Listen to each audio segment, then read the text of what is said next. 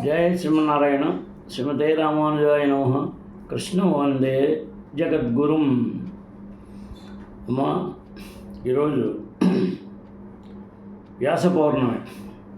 మనం రోజు ఒకసారి తలుచుకున్నాం వ్యాసుల వారిని. విష్ణువే ఆయన విష్ణువుని కదా చెప్పుకునేది. అంచేత వ్యాస పౌర్ణమి శుభ సందేశం అన్నమాట. ఎందుకంటే వ్యాస పౌర్ణమి ఎవరైనా ఏదైనా గురువుగారి ద్వారా ఏమన్నా నేర్చుకున్నాం అంటే గుర్తుపెట్టుకోవాల్సిన రోజు కదా.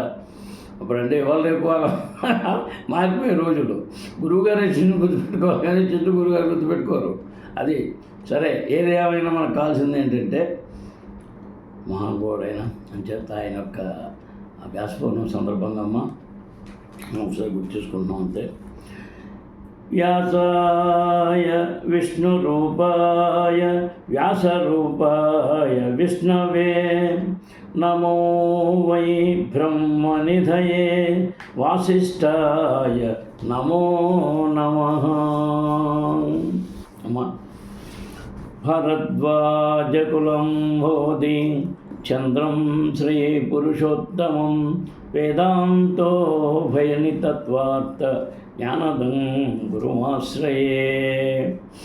కృష్ణం వందే జగద్గురుం. మా అమ్మ తృతీయ స్కందంలో శ్రీమద్ భాగవతంలో అధ్యాయం 1లో 36 దాకా చెప్పుకున్నాం. 37 కిం వా కృతాగేశ్వగమస్యమషి భీమో హివ దీర్ఘతమం యం వ్యం చత్ యస్యంగ్రిపాతం రణపూర్ణసేః మార్గం గదాయాచ్చరతో విచిత్రం. నాగుపాము వంటి అజేయుడు భీముడు తన దీర్ఘకాలపు క్రోధమును పాపలపై తీర్చివేసుకున్నాడా అంటే దయతో నాకు తెలుపు. అతడు పదముపై అడుగునినప్పుడు అతని గద యొక్క అద్భుత చలనము సైతము రణభూమి సహింపజాలదు. భీముని బలమును విదుడు ఎరుగును. భీముడు యుద్ధరంగ మునందు ఉన్నప్పుడు అతని అడుగులు అద్భుతముకు గదాచలము శత్రువునకు దుస్సాహముగా నుండివి. బలవంతుడైన భీముడు దీర్ఘకాలముగా ధృతరాష్ట్రుని తనులేడ చర్యను కైకొనలేదు. అతడు తన క్రోధమును దుఃఖిత నాగుపాము యొక్క క్రోధం వంటిది తీర్చుకునేవాడా కొనినాడా ఎనుట విధుని విచారణమైనది. నాగుపాము తన దీర్ఘకాలపు క్రోధానంతరము విషము క్రక్కినప్పుడు దానికి బలి అయినవాడు జీవించి ఉండజాలడు.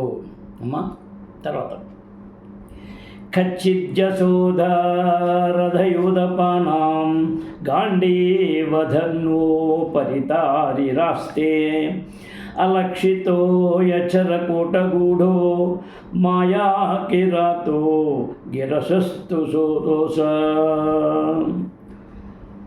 గాంధీవను విలువను ధరించిన వాడును శత్రువులను రసింపజేయుటలో మహారథికులందు సర్వదా ప్రసిద్ధికి ఎక్కినవాడును ఒక అర్జునుడు సుఖముగా నున్నాడా దయచేసి తెలుపుము.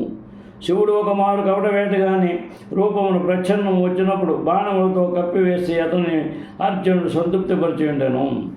వేటాడిన ఒక అడవి పందిని కూర్చి అర్జునుడితో కయ్యమునకు కాలు దువ్వి అతని బలమును శివుడు పరీక్షించను. కిరాతునిగా కపట వేషధారణము అతడు అర్జునుడితో పోరాడెను. అంతటా అర్జునుడు తన యుద్ధ కళతో శివుడు సంతృప్తి చెందినంతగా అతని బాణములతో కప్పివేశను. పిమ్మటి శివుడు అర్జునుడికి బాధపదాస్త్రం మోసకి జీవించను. ఇచ్చడు విదుడు ఆ మహాయోధుని క్షేమం గురించి ప్రశ్నించుతున్నారు. అమ్మా, తర్వాత యమావుతస్త్విత్తనయో పృథయా పాద్వైర్యుథౌ పక్షిభిరక్షిణీప ప్రేమాత ఉదాయ మృదే స్వరితం పరాసుపర్ణ పివ వజ్రివక్త్రాత్. తమ సోదరులచే రక్షింపబడి కవల సోదరులు క్షేమగానున్నారా? కన్నును కనురెప్ప సదా కాపాడే రీతి వారు వృధాతనయములతో రక్షింపబడిరి. వజ్రాయుధారియకు ఇంద్రుని నోటి దగ్గర నుండి అమృతమును గరుడు హరించిన రీతి వృధాతనయులు శత్రువుకు దుర్యోధనుని హస్తముల నుండి తమ న్యాయబద్ధముకు రాజ్యమును తిరిగి వెనుకకు తీసుకొనగలిగిరి. అమ్మా, స్వర్గాధిపతి ఇంద్రుడు వజ్రాయుధమును దాల్చిండును, మరియు అతడు గొప్ప బలవంతుడు. అయినప్పటికీ విష్ణు భగవానుని వాహనము గరుడు అతని నోటి దగ్గర నుండి అమృతమును హరింపగలిగెను. అదే విధముగా దుర్యోధనుడు సైతము స్వర్గాధిపతి అంతటి బలసంపన్నుడు అయినను వృధా తనయులకు పాండవులు అతని నుండి తమ రాజ్యమును వెనుకకు తీసుకొనగలిగిరి. గరుడు వృధాతనయులు ఇరువును శ్రీకృష్ణ భగవాను ప్రియభక్తులు. తత్కారణమే అంతటి బలసంపన్నులకు శత్రువులను ఎదుర్కొనుట వారికి సాధ్యపడెను. పాండవుల కడపడి సోదరులైన నకుల సహదేవులు గూర్చి విదురుడు ప్రశ్నించుచున్నాడు. ఆ కవల సోదరులు మాద్రి, ఆమె ఇతర పాండవులకు సవిత తల్లి. తనయులు నకుల సహదేవులు సవితి సంతానమైనప్పటికీ పాండురాజుతో సహా మాద్రి మరణించిన పిదప కుంతీదేవి వారి రక్షణాభారము స్వీకరించిన కారణంలో వారు మిగిలిన ముగ్గురు పాండవులతో ధర్మరాజు, భీముడు, అర్జునుడు సమానమై ఉన్నారు.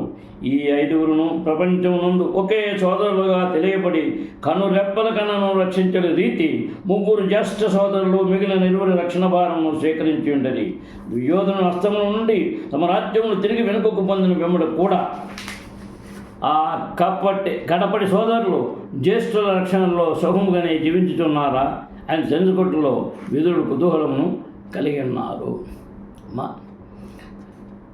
అహో పృథా పిద్రియతే బకార్థే రాజర్షివర్యేణ వినాపితేన యస్యేక విరోధిరథో విజిగ్యే ధనుర్ద్వితీయ కకుభక్షతస్ర. ప్రభు, వృధా ఇంక నువ్వు జీవించున్నదా? ఆమె కేవలము తండ్రి లేని సంతానం కొరకే జీవించుంటెను. లేని గొప్ప సేనానాయకుడును, కేవలము ద్వితీయ ధనుస్సు సహాయమున 4 దిక్కులను ఒంటరిగా జయించిన వాడు నువ్వు పాండురాజు లేకుండా జీవించుట ఆమెకు అసాధ్యమై ఉండెను. పవిత్రమైన భార్య తన భర్త అంటే ప్రభు లేకుండా జీవింపజాలదు. తత్కారణమునే విధవరాళ్ళ అందరూ మృతుడైన భర్తను కబలించినట్టి అగ్నియందు స్వచ్ఛందముగా ప్రవేశించిన వారు. భార్యలందరూ పతివ్రతలైన కారణమున ఆ పద్ధతి భారతదేశంలో సర్వసాధారణమైనది. తదనంతరము కలికాలము ముదిరిన కొలది భార్యల భర్తలను అనుసరించుట క్రమంగా తగ్గినది. విధవరాళ్ళు స్వచ్ఛందముగా అగ్నిని ఆలింగనం చేసుకుంటూ పూర్వమాటగా మారినది. అటువంటి స్వచ్ఛంద విధానము బలవంతపు సాంఘికాచారముగా తయారైన కారణం అది ఇటీవలనే రద్దుపరచుకున్నది. పాండురాజు మరణించడం కూడా అతని ఇరువురు భార్యలు కుంతీదేవి, మాద్రి అగ్నిని ప్రవేశింప సిద్ధపడిరి. కానీ చిన్నపిల్లలైన పంచపాండవుల కొరకు జీవించమని దేవిని మాద్రి అర్జించను. వ్యాసదేవుడు సైతము ఆ రీతిని అభ్యర్థించుటతో ఆమె అందరికి అంగీకరించను. అంతటి గొప్ప నష్టము లేనప్పటికీ జీవించేందుకు కుంతీదేవి నిశ్చయించకుండా భర్త అభావమున జీవితమును భోగించుట కొరకు కాక కేవలము సంతానమునకు రక్షణ కొరకే అయి ఉన్నది. వదిలిగారైన కుంతీదేవిని కూర్చిన సత్యముల నేను ఎరిగి ఉన్న కారణమున విదురునిచే ఆ సంఘటన ఇక్కడ ప్రస్తావించబడినది. పాండురాజు గొప్ప యోధుడనియు విల్లంబుల సహాయంతో అతడు ఒంటరిగా ప్రపంచము 4 దిక్కులను జయింపగలిగిననియు అవగతమవుతున్నది. అటువంటి భర్త అభావమును విధవరాలుగా జీవించడం సైతము కుంతీదేవికి దాదాపు అసాధ్యమయ్యను. కానీ 5 సంతానం కొరకు ఆమె దానిని ఓనరింపవలసి వచ్చెను. సౌమ్యానుశోచే తమదః పతంతం భ్రాత్రే పరేతాయ విదుషహేయః నిర్యాపితో యేన సృహస్య పుర్యా అహం స్వపుత్రాన్ సమనూరతేన. ఓ సౌమ్యుడా, తన సోదరుని మరణానంతరము అతని ఎడ ద్రోహమునొచ్చిన ధృతరాష్ట్రుని గూర్చి నేను దుఃఖించుతున్నాను. నేను నిజమైన సుయోగులాగినప్పటికీ అతనిచే స్వగృహమును నుండి తరిమివేయబడుతుని తన కుమారులు చేపట్టిన కార్యమును అతడు అంగీకరించుటే అందులకు కారణము. తన జ్యేష్ఠ సోదరుని క్షేమమును గూర్చి విదురుడు ప్రశ్నించలేదు. అతని క్షేమావకాశమునకు బదులు అతడు నరకమునకు పతనము చెందిన వార్తలు మాత్రమే ఉండబోవటం అందులో కారణము. విదురుడు ధృతరాష్ట్రునకు నిజమైన శ్రేయోభిలాషి. తన హృదయం ఒక మూల అతడు ధృతరాష్ట్రునికి వచ్చిన ఆలోచనను కలిగి ఉండెను. మరణించిన సోదరుని యొక్క పుత్రుల ఎడ విద్రోహము కావించినందుకు కుటిల పుత్రుల ఆదేశముపై స్వగృహం నుండి తనను విదురుని బహిష్కరించినందుకు ధృతరాష్ట్రుని గూర్చి విదురుడు దుఃఖించెను. ఈ కార్యములన్నీ జరిగినప్పటికీ విదురుడు ధృతరాష్ట్రునకు శత్రువుగా మారక అతని శ్రేయోభిలాషిగానే కొనసాగాను. ధృతరాష్ట్రుని జీవితంలో చివరి అంకమున విదురుడే నిజమైన స్నేహితుడిగా నిరూపితుడయ్యను. విదురుని వంటి వైష్ణవుని స్వభావము ఆ రీతిగానే ఉండను. శత్రువులకు సైతము అతడు సర్వశోభమునే వాంఛించును.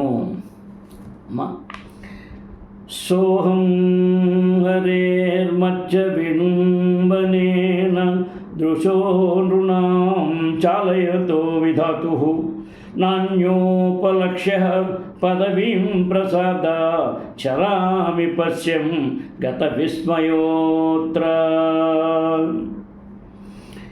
ఇతరులచే గుర్తింపబడకుండా ప్రపంచమంతటను పర్యటించినందున నేను ఈ విషయము పట్ల విస్తృతుడు లేదు. మధ్యలోకమందని మానవుని కర్మలను బోలియుండు ఆ దేవదేవుని కర్మలు నిక్కముగా ఇతరులకు భ్రాంతికారకములై ఉండను. కానీ అతని అనుగ్రహమున నేను అతని మహిమను ఎరిగి ఉన్నాను. ఆ విధముగా నేను అన్ని విధముల ఆనంద భాగుడనై ఉన్నాను. విదురుడు ధృతరాష్ట్రునికి సోదరుడే అయినప్పటికీ అతనికి పూర్తిగా భిన్నుడై ఉండను. శ్రీకృష్ణ భగవాను అనుగ్రహమున అతడు తన సోదరుని మాదిరి మూర్ఖుడు కాకుండాను. ఆ విధముగా సోదరుని సహవాసము అతన్ని ప్రభావితం చేయలేదు. ధృతరాష్ట్రుడు మరియు అతని లౌకిక భావనాయుతులకు కుమారులు తమ బలముచే ప్రపంచము పైననే ఆధిపత్యము సాధింపవాలని తప్పుగా కోరి ఉండది. భగవానుడు వారిని ఆ విషయం ముందు ప్రోత్సహించినందున వారు మరింతగా మోహమునకు గురి అయ్యేది. కానీ విదురుడు నిర్యాజమైన కృష్ణ భక్తిని సాధింపకూడినందున ఆ పూర్ణ పురుషోత్తమునికి సంపూర్ణ శరణాగత జీవుడయ్యను. అతడు ఆ విషయము తన తీర్థయాత్ర యందు అనుభూతమనొచ్చబడినం. ఆ విధముగా అతడు సర్వ విధములకు సంశయముల నుండి దూరుడయ్యను.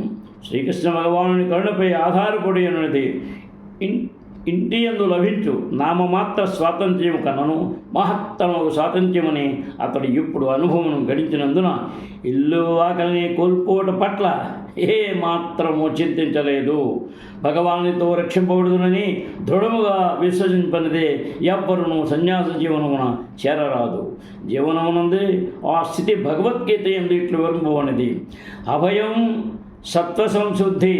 ప్రతి జీవుడును వాస్తవముగా శ్రీకృష్ణుని కరుణపైననే పూర్తిగా ఆధారపడి ఉన్నాడు. కానీ విశుద్ధ జీవన అస్తిత్వమునందు లేనిదే మనుజుడు ఆ స్థితి యందు సుస్థాపితుడు కాజాలడు. అటువంటి పరతంత్ర స్థితియే సత్వ సంశుద్ధి, అస్తిత్వపు పవిత్రీకరణము అని పిలువబడను. అట్టి పవిత్రీకరణము అభయత్వముగా ప్రదర్శితం కాగలదు. నారాయణ పరునిగా పిలువు భగవద్భక్తుడు ఏ విషయమును గూర్చి ఎన్నడను భయపడడు. అన్ని పరిస్థితుల యందును తన భగవానుడు రక్షించిన సత్యమును అతడు సదా ఎరిగి ఉండడే అందులో కారణము. ఈ నమ్మకంతోనే విదురుడు ఒంటరిగా ప్రయాణించును. ఏ మిత్రును కానీ శత్రువును కానీ అతడు కనబడలేదు, వారిచే గుర్తింపబడలేదు. ఆ విధంగా ప్రపంచమునందరి పరు కర్మల ఎడ ఎటువంటి మొగమాటము లేకుండా అతడు స్వతంత్ర జీవనమును అనుభవించెను. శ్రీకృష్ణ భగవానుడు ఈ మత్స్యలోకమునందు తన నిత్యమును ఆనందపూర్ణముగు శ్యామసుందరుని రూపమును స్వయముగా నిలిచి ఉన్నప్పుడు విశుద్ధ భక్తుల కానటువంటి వారు అతనిని గుర్తింపజాలకపోయేది, అతని మహిమలు ఎరుగజాలకపోయేది. అవజానంతి మా మూఢ మానుష్యం తనుమాశ్రితం. భగవద్గీత 9:11. అతడు ఆ భక్తులకు ఎల్లవేళలా మోహకారకుడే. కానీ విశుద్ధ భక్తి సేవ ద్వారా అతడు భక్తులచే సర్వదా గాంచబడును. నూనో రూపానాం త్రిమదోత్పదానాం మహీం మహుచ్చాలయతాం చ మూభిః పదప్రసన్నాత్యజేషయేసో వ్యుపైక్షతాగం భగవాన్ కురుణాం. తాను ప్రభైనప్పటికీ ఆర్తుల దుఃఖము శమింపజేయుటకు సర్వదా కోరి ఉన్నప్పటికీ అతడు అంటే శ్రీకృష్ణుడు కౌరవులను వధించడం విడిచి ఉండెను. వారు అన్ని రకముల పాపములను వనరించినప్పటికీ మరియు ఇతర రాజులు మూడు విధములకు మిథ్యాకర్మముతో తమ సైనిక బలము ద్వారా సదా దరిద్రుని కల్లోలపరచుటను గాంచినప్పటికీ అతడు ఆ రీతి ఉపేక్ష వహించెను. భగవద్గీత ప్రకటించినట్లుగా దుష్టులను సంహరింపజేయుట ఆత్తులైనట్టు సాధనలకు రక్షణ నొచ్చుకుట ఆయన అత్యంత అవసరము కార్యమును నిర్వహించుటకై శ్రీకృష్ణ భగవానుడు మత్స్యలోకమునందు అవతరించెను. ఆ కార్యాత్మై అవతరించినప్పటికీ కౌరవులచే ద్రౌపది అవమానము కొరుటను పాండవులైన అన్యాయము జరుగుటను దానితో పాటు తనకు జరిగే అవమానమును సైతము శ్రీకృష్ణ భగవానుడు సహించెను. తన సమక్షమున అతడు ఎందులకు అట్టి అన్యాయములను అవమానములను సహించెను. ఎందులకై అతడు ఆ కౌరవులను శీఘ్రముగా దండింపలేదు అని ప్రశ్న ఉదయించవచ్చును. సర్వుల సమక్షమున ద్రౌపదిని నగ్నముగా కాంతులుగా యత్నించడం ద్వారా కౌరవులచే ద్రౌపది అవమానింపబడినప్పుడు అపరిమితముకు వస్త్రము నోసుకి శ్రీకృష్ణుడు రక్షించను. కానీ శీఘ్రమే ఆ పక్షము వారిని అతడు దండించలేదు. ఆయనను కౌరవుల అపరాధములకు ఆ దేవతకు క్షమించనుట అతని మౌనం యొక్క భావము కాదు. ధనము, విద్య, పరివారం అనే మూడు విధములకు సంపదతో మిగులు గర్వితులైన పలువురు ఇతర రాజులను ధరణిపై ఉండేది. సైనిక బలముల యొక్క చలనము ద్వారా వారు భూమిని సర్వదా కల్లోలపరుచుండేది. తాను గావింపగోరు సంహార కార్యమున దగ్గరి దారిని చూచు నిమిత్తము వారందరినీ కురుక్షేత్ర భూమికి చేర్చి ఒకే మారు అందరినీ సంహరించుటకు అతను వేచి ఉండెను. భగవద్భావనారహితములకు రాజులు, దేశాధిపతులు ధనము, విద్య, ప్రజల పురోగతితో గర్వితులైనప్పుడు సైనిక ప్రదర్శనము చేయుచు అమాయకులకు కష్టములు కలిగించుచుందరు.